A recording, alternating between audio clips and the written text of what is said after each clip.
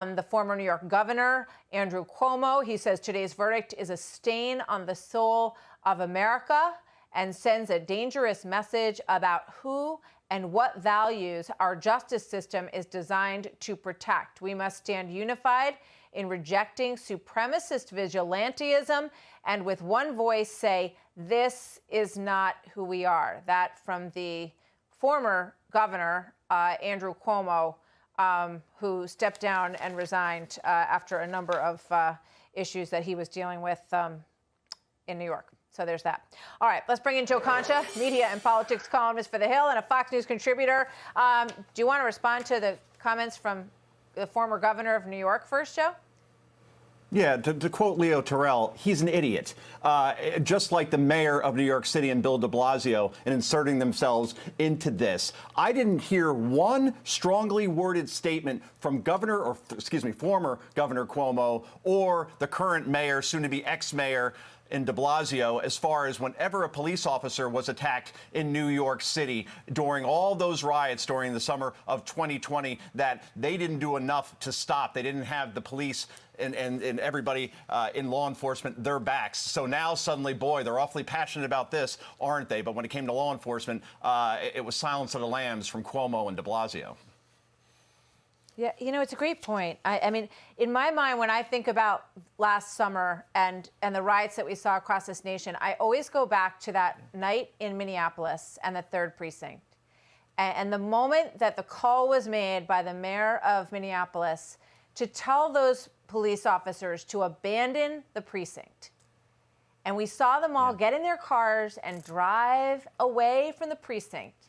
And then the next scenes that we saw were people running into the building, water everywhere, pipes broken, everything knocked over, everything broken. And I was at that precinct a few months back. It is still boarded up. It is still left that way. So you have an abdication of responsibility that happened from the highest levels of these cities across the country. And it appears that there's no recognition of that yet.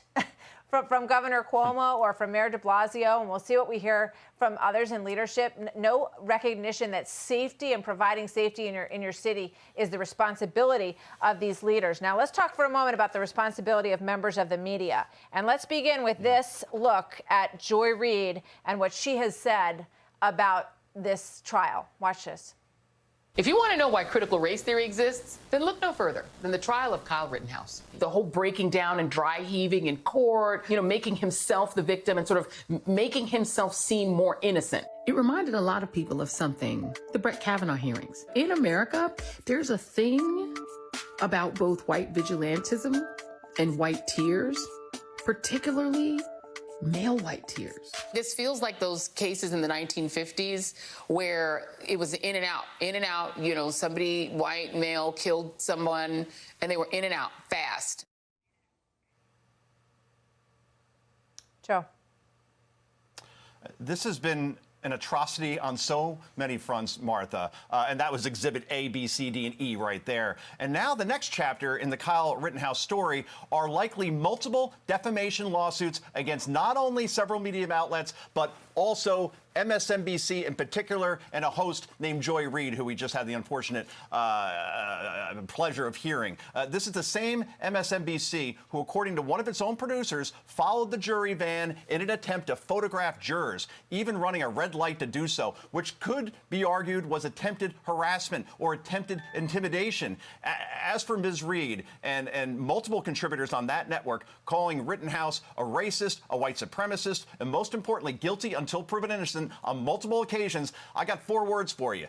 Covington Catholic Nicholas Sandmann, who sued CNN for what, $275 million for playing the race card from the bottom of the deck when it came to coverage of what happened on that January day a couple of years ago. And Nicholas Sandmann forced them to settle, and now it's almost certain you'll see the same kind of numbers in a lawsuit against MSNBC, NBC, and many others, including certain politicians like we were just talking about. They should be put on notice as well, starting with the President of the United States, who called Rittenhouse a white supremacist well before this trial began. Let's see, Democratic Congressman Hakeem Jeffries saying Rittenhouse should be locked up for life while the evidence was just beginning to be presented, or Congresswoman Presley, the squad member, calling Rittenhouse a, quote, white supremacist domestic terrorist terrorist, unquote. These folks should lawyer up because it's hard to see Rittenhouse not taking action on these fronts here. And given the precedent of Covington Catholic versus CNN, Martha, he's got a good shot to win or at least settle, most likely. Yeah, Nicholas Sandmann himself said, I hope that, Kyle does what's right in terms of fighting back and protecting his name. It's a responsibility of people in power to just go to the very basic notion of innocent until proven guilty. Yeah. You can cover this story, you can analyze, you can discuss the different angles. But this young man was innocent until proven guilty, and today he was proven not guilty by a jury of his peers. So, the inability to sort of to wait and to withhold until there's more evidence to be considered is really shocking, really, really shocking. Joe, thank you very much. Always good to have you. Joe Concha. Hi, everyone. I'm Brian Kilmeade. I want you to do me a favor. I want you to click to subscribe to the Fox News YouTube page. This is the only way that I know for sure that you're not going to miss any great commentary, any great news bites, any great interviews coming your way on Fox. You can get it all here on YouTube. So subscribe right now.